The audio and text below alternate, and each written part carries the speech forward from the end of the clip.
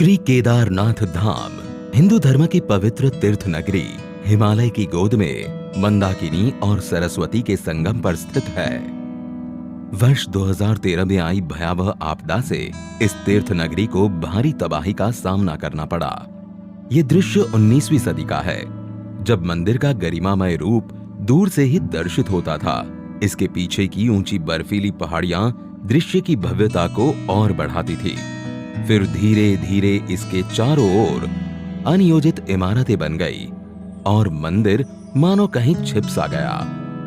वर्ष 2017 में माननीय प्रधानमंत्री जी स्वयं श्री केदारनाथ धाम आए एवं धाम के आध्यात्मिक गौरव और दिव्य स्वरूप को पुनः स्थापित करने के लिए श्री केदारनाथ धाम पुनर्निर्माण योजना की परिकल्पना की।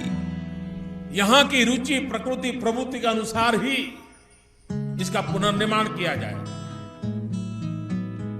उसमें आधुनिकता होगी, लेकिन उसकी आत्मा वही होगी जो सदियों से केदार की धरती ने अपने भीतर संजोए रखा हुआ है।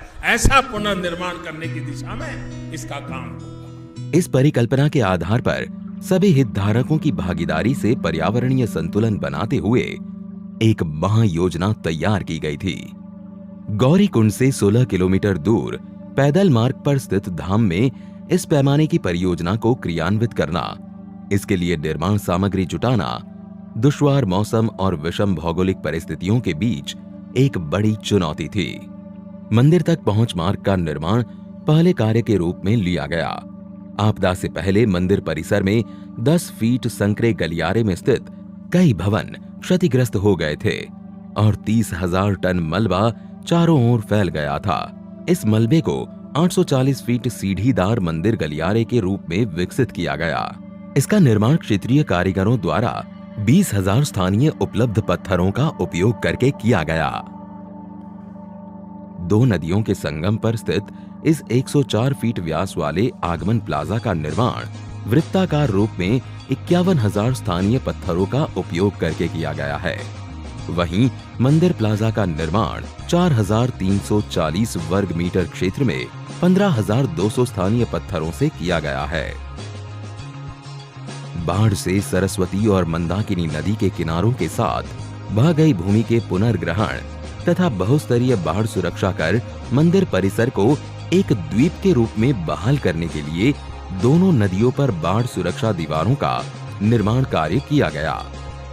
आपदा से क्षतिग्रस्त हो गए तीर्थ पुरोहितों के आवासों के पुनर्निर्माण का कार्य चौथे कार्य के रूप में लिया गया। चरणबद्ध तरीके से तीर्थ पुरोहितों के घरों का निर्माण स्थानीय पत्थर, लकड़ी और ढलवां छत उपयोग कर स्थानीय स्थापत्य शैली द्वारा किया जा रहा है।